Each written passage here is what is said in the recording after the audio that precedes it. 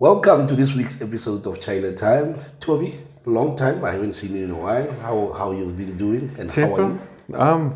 Well, my throat is a bit sore today. I'm well, otherwise. My neighbor's house burned down yesterday. It's quite a traumatic experience, and when it started burning, I tried to play fireman. So I took my hosepipe, I ran in there, and in it was just smoke, and I inhaled some of the smoke, and I was just like killing the fire and whatever. But you know, Chepo, I realized very quickly, I can fire people, but I can't kill a real fire. That hosepipe, if you ever thought about this, if you ever contemplated, or planned in your mind that if my house burned down, I'm going to use my garden hose to kill the fire, it's not the same thing. It's not going to work. You need the fire brigade, the thick thing. You need a lot of water. That hosepipe of yours, man. Yes, sir, I'm telling you, you'll kill a fire on that beam, and 10 seconds later, it's just right back, Your hosepipe does not do anything when a house is burning down. You get out, sunshine. I'm just wondering the level of stress your neighbors are in as we speak. Yeah, it's traumatic. It's a disaster. Anyway, so what have you been busy with? Where have you been lately? As we said last week, compliance. Since that lady put something on TikTok 2 weeks ago, with the restaurant in mainland. We have quite a few clients in the restaurant industry, but you know what, Chepo, now? Whenever I have this discussion with them, especially when they sign up as a new client, I always have a meeting with them. And then I pull out the main agreement of the bargaining council in the restaurant industry. And then I always tell companies, I tell businesses, listen, I will never tell you what you must do. I mean, you're an adult, you run your own business. Yes. I mean, you can't tell a man what he must do in life. But I will tell you what the laws say. Okay? And then I will go through the main agreement. But you know what? Many of those things, the people will say,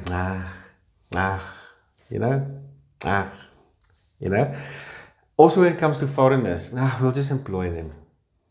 But now that the Minister of Labour and the Hawks and all these people, they are in the media hunting down in Sandton and wherever they go. Government of National Unity. GNU.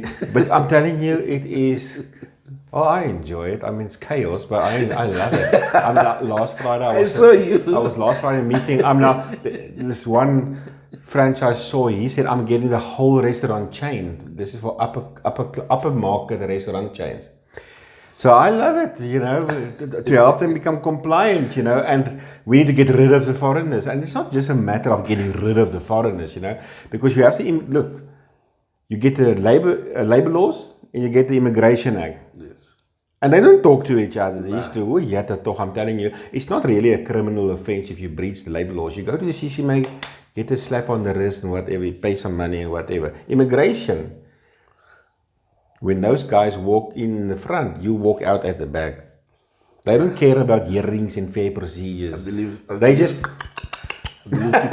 people were running away in main lane. Instead of them approaching guests to say, how can I take your order? They were just running. There's one restaurant in Sandton. They even locked up the HR manager. Yeah, I heard that one also. Don't say, but I told my boss, they lock you up too. And that lady posted another video saying the establishment that she worked for, now they wanted to refund her for her uniform and they have to, because they were not compliant. But she's like, but that's not the case. The case. Yeah, but that's not the case from her side. Yes. But legally, they owe her the money. They have to by law, otherwise they'll never become compliant. So yeah. Interesting. What are we talking about today? Well, today,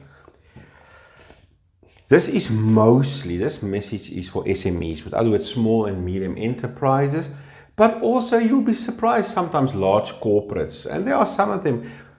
People don't understand legal processes. And we're going to talk specifically about dismissal law, when you dismiss somebody. Okay? But before I get to the main case today, the main discussion about dismissal law itself and my example I want to use, it's interesting. We had an arbitration this week, Chepo.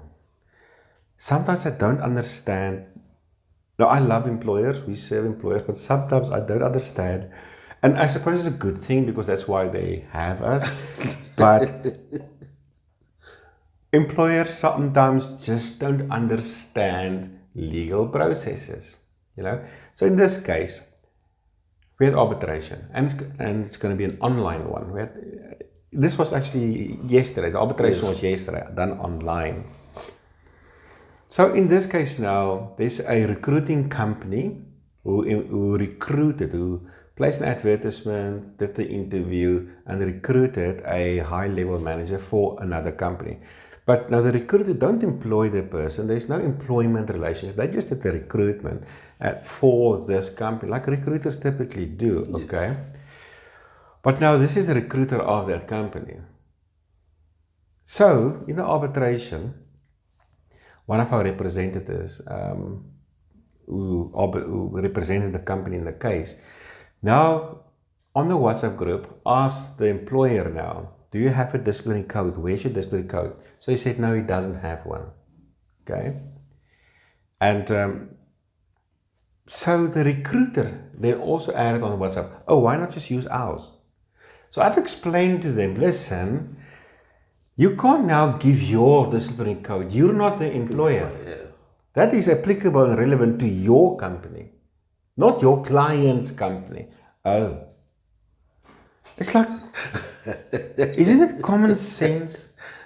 No, I don't think it is. They think everything can just be, and push this and take this and use it. This is the beauty of capitalism.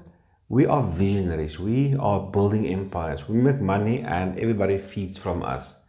But we don't want to know about laws and these things. And you know what? No problem. Because you now obviously employ or use outsource to people that know that can help you. But it's just interesting. You know, it is in a way not wrong. I'm not trying to say this is right or wrong. It is just interesting, you know. And obviously, you know, the poor HR managers who works for people like that, they are so frustrated, you know. But anyway, a second question then, or issue that came out is, the employee never pitched up for the initial hearing. And she was even notified, she said she's not going to pitch. We wrote letters to say, please pitch, you've got the right, blah, blah, whatever the case may be. But she decided not to come anyway.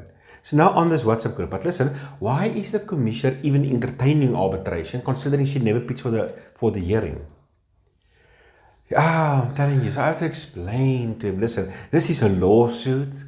The commissioner obviously, or the judge, if you want to put it that way, will obviously entertain the dispute because, I mean, he will make a finding based on what transpired in arbitration. He can't just in advance, oh, you did not attend the hearing now, as if he knows what happened. You have to explain that, but you know what wasn't nice as Chaile? The actual employer, he went on holiday overseas. He didn't tell us. He's the main witness. He didn't even tell us that he's leaving. So we managed to organize an online arbitration. And then a half an hour before the arbitration, the CCMA sent the links out, which is good, how it should be. But now, this guy in the WhatsApp group, yeah, I got the link, thank you. But it says that this arbitration has been booked for 4 hours. Can that be? Is that right?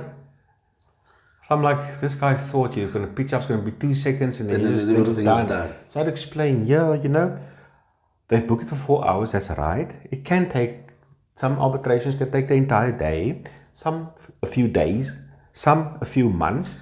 And if somebody loses arbitration, then there may be a labor court review that can take maybe 2 years, and maybe another labor appeal court application thereafter, maybe another 2 years. So, you're lucky if it's 4 hours. And you know what? It took the whole day yesterday and got adjourned to sit down again because they're not done. I can just imagine that employee because she can talk. But anyway, so what we want to talk about, Jeff, is down the same line. Misconceptions, employers and employees, managers, some HR managers that they may have, okay, when it comes to dismissal law. Yesterday I had a company who phoned me, they're not a client of ours, but they phoned me. They wanted to book, they phoned the office first to book for a hearing for one of their staff for Monday, okay? Yeah. So then they phoned me. And then I had to do some testing. I put this manager under some cross-examination. So I asked her, okay, explain to me what is the situation. So she said, no, this employee started working in February this year. But since then, she's probably only been at work 2-3 days.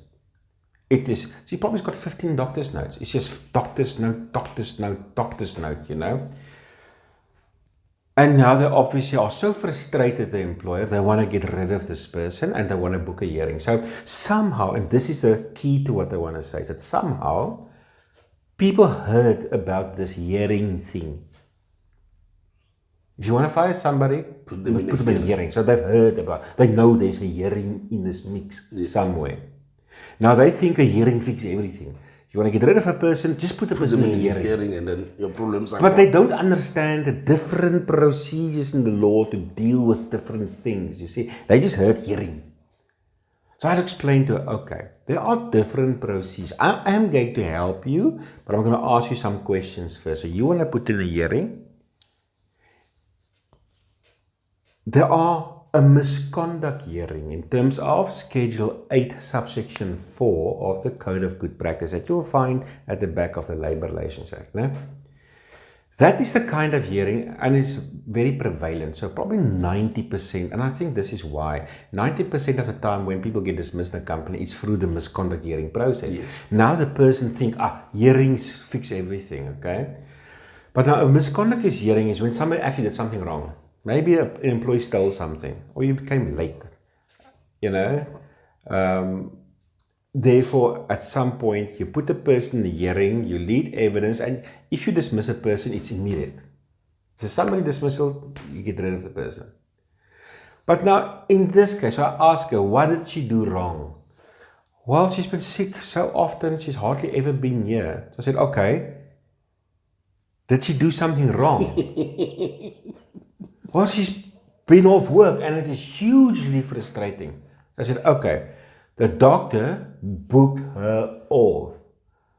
Unless you say the doctor's notes are fraudulent and this is not so, if that is so, great, misconduct hearing for gross dishonesty. But then you're going to have to lead evidence that suggests that the doctor's notes itself are fraudulent. Okay?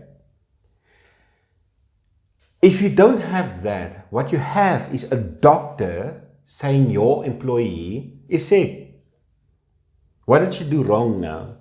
Tomorrow, if you are sick, maybe you've got a critical life illness or whatever, and your boss tells you now you're going to go in a hearing. How are you going to feel? Did you must not do anything wrong? Yeah. You're sick, man. You're sick. Yeah, but it's the Friday and the Monday of every single week, and there's this thing that if you are off the day before, during, or after a weekend, now you're breaking the law. There's nothing in the law like that. The law says if you are off more than 2 days, or for 2 days in an 8-week period, okay, for purposes of requesting the employee to provide a doctor's note. But the way people understand this whole weekend thing, man, it doesn't exist in law. So I said, okay, she's off before and after every single weekend according to you now. Does the doctor's note say that? Yes. I said, okay, so what? Did she do anything wrong? But how can that be? So I'm like, are you a doctor now? The doctor said she's sick every Friday and Monday since February already. Are you to say she's not sick? Now look, obviously in my heart, I think this is fake. Maybe. I don't think you will be off every single weekend. It's a pattern. She also mentioned, but this is a pattern. Okay, but the doctor said she's sick. So it's just happens to be every single weekend. Remember? Yes. If you have evidence this is fraud, that's misconduct. That's it. But if you don't have evidence for that, then this is incapacity. Yes. She's ill. So you didn't just put in a hearing and gone. There must be an investigation and see if it's a short term or long term.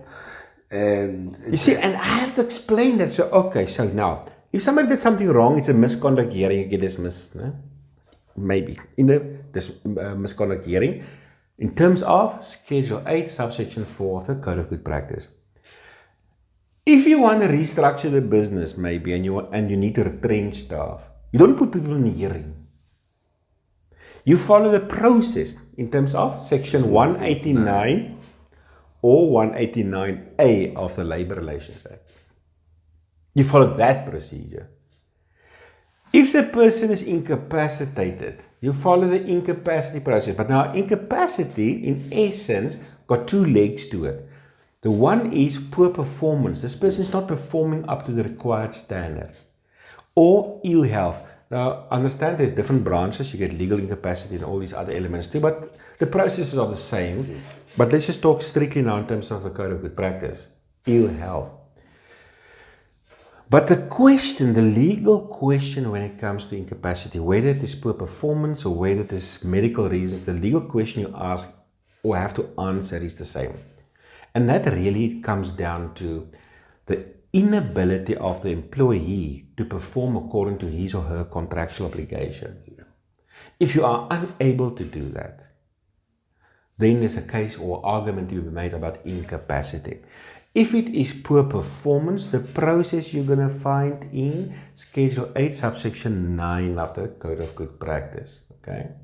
But the medical one, and that's the one that was relevant now in this case, Chaile. Okay? You need to answer a few questions in terms of your investigation. So there will be consultations and engagements with the employee. It is not a misconduct hearing. Oh, a gutful. Now you put the person in hearing and dismiss the person. There's no timeline. I suppose it can take a few days. It can take a few weeks. Sometimes, I suppose, depending on the circumstances, it can take a few months. Okay? But the questions, and this is found in Schedule 8, subsection 10 and subsection 11 of the Code of Good Practice. There's that procedure that deals with incapacity for ill health. So the questions you have to ask in terms of your investigation, and I have to answer, is this person's incapacity temporary or permanent? So the first step, normally, I will give a letter to the employee saying, listen, you've been sick a lot. It seems like, your high level of absenteeism is prohibiting you from making a valuable contribution to your contract of employment. Please come for the meeting so we can start investigating incapacity. Okay? And the first question I normally ask is, do you consider yourself to be incapacitated? That's a good question to ask, because sometimes the staff will go to the CCMA, claim incapacity, but it's never been their own view that they're incapacitated. You're laughing now because of that case. I told the commissioner, Mr. Commissioner, he's making this moves about incapacity now, but not at one stage will he admit in his own view that he thinks he himself is incapacitated. Because while he was getting dismissed, he applied for jobs at other companies. I drank a lot of pills. My mind was not in the right place, I had a lot of medication down in that, I asked him, sir, so do you think you are unfit to work?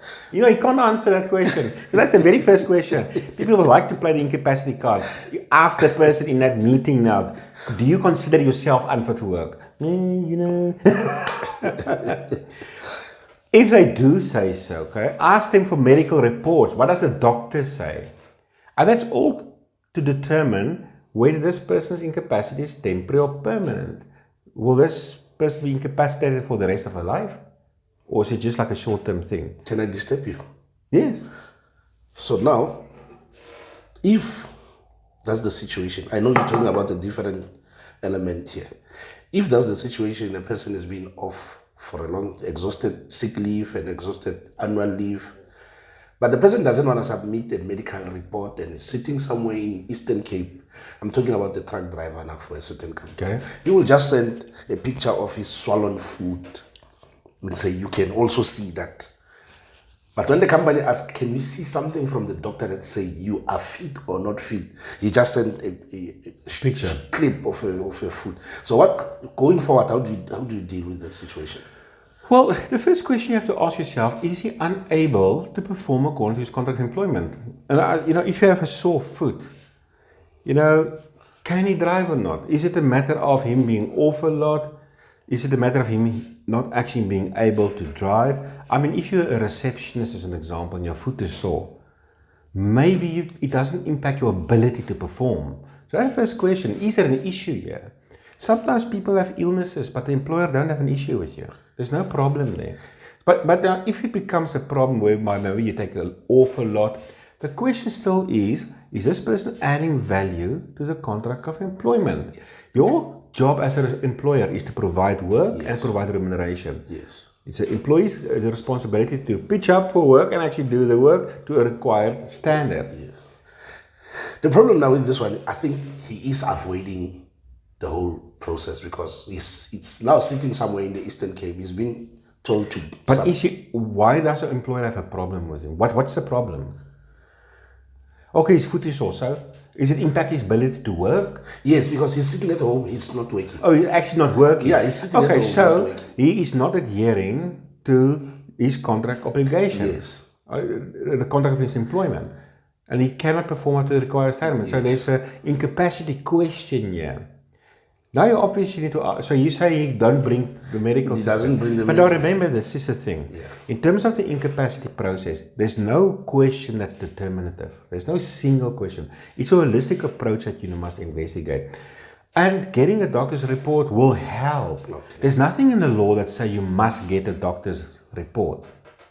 But normally, it's logic that will help. If he brings doctor's notes, I'm off today, I'm off tomorrow, I'm off next week, and off next month, like in this case, but the main case we're discussing about now, it makes sense to tell the employee, listen, you're sick, eh? Please get a medical report. And sometimes employers will send those people to their own doctors for a second opinion. Some companies will pay for it, but you don't have to. There's no obligation in terms of the law to pay for it, okay? So then you ask the person, bring a doctor's note. And if he doesn't bring one, well, ultimately the employer must make a decision based on what he's got. And if you don't have the medical report, because he can't bring one, then that's the fact that you record. If it does have one, then you assess it. So is a person's incapacity temporary or permanent? Is time off required? And if so, is it reasonable? If a person if the reports say whatever, he'll be fine in 2 weeks' time, he must just go and rest for 2 weeks. Is it reasonable? Maybe, probably it will be reasonable. If he's off for the next 10 years, probably not reasonable. You see, but that's a question. That's one of the questions you have to ask. Okay. Another question you have to ask yourself is, can you make any amendments to the person's terms and conditions of employment, or maybe of alternatives? So maybe the guy, in your example now, can't be a driver. Maybe it can be a telephonist, a reception or administrative employee, or a marketing manager, or whatever the case may be. You see, is that possible? And yes, there's a bit of a more wondrous burden on the employer if the incapacity was caused by an IOD, an injury on duty or something, okay? And only then, if there are no alternatives, time off is not reasonable, and he's got a level of incapacity that you actually can't continue with his contract of employment, then the employer can consider dismissing the person. And then you must justify the dismissal. And keeping in mind, in terms of the Code of Good Practice, it doesn't actually require you to have a hearing. There's nothing there that says you must have now hold a hearing before you dismiss the person. There's a concept embedded in our labor laws, audi alteram partem, give a person an opportunity to be heard. So yes, we will obviously, then before we make a decision to dismiss, give the person an opportunity to make representations why not to dismiss the person. Okay, yes. At least he's got an opportunity to make a case for himself. And that's all part of the investigation you have to do. So that's how you deal with incapacity for medical reasons. And that, in terms of our example now with a lady where the employee started employment in February but hardly ever been at work, that's the investigation that you need to do. Yes. Unless if you've got evidence the person was cheating on the doctor's notes. It's been fraudulently obtained. Then it's a completely different. And yes, before say, there's a recent case law that came out, you can't just dismiss a person like that. I understand. I'm not talking about the substantive reasons for the dismissal now. I'm talking about the procedural reasons, okay? So if you think a hearing will just get rid of all your staff, no, it doesn't work that way. There are different procedures in the law. They are differently drafted. They have different aims. Just by the way, the incapacity procedures in the law is not designed to dismiss you. It's designed to fix you. Of which, if you can't fix the person, ultimately, yes, it provides an escape where you can terminate the person's service. But you don't follow incapacity because now I want to get rid of the person.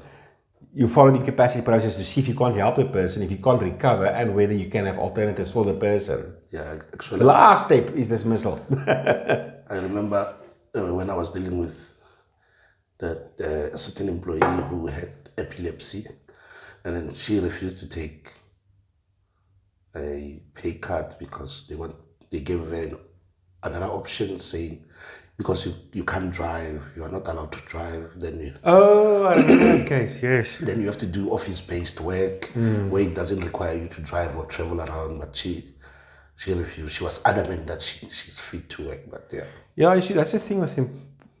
I understand it. I mean, but if you're an employee or incapacitated, you know, the process in terms of incapacity is for the employer to assist you and try to help you. But you know what? Life happens. If you are incapacitated, I'm going to say the hard thing. It's your problem. The laws allow a certain context in which an employer tries to help you, but ultimately it's not them that's sick, it's you. So within the boundaries of the law, there are certain mechanisms where they try to assist you. And there are certain protections built in. But one of the protections is to start to save your employment. And that sometimes means taking a demotion with a pay cut. But employees are, they want their bread buttered in both ways. And they still eat it, you see. No, they want a life where they are sick. They don't have to come to work ever and still get paid the same salary, and the employer is just happy with that. You see, it doesn't work that way.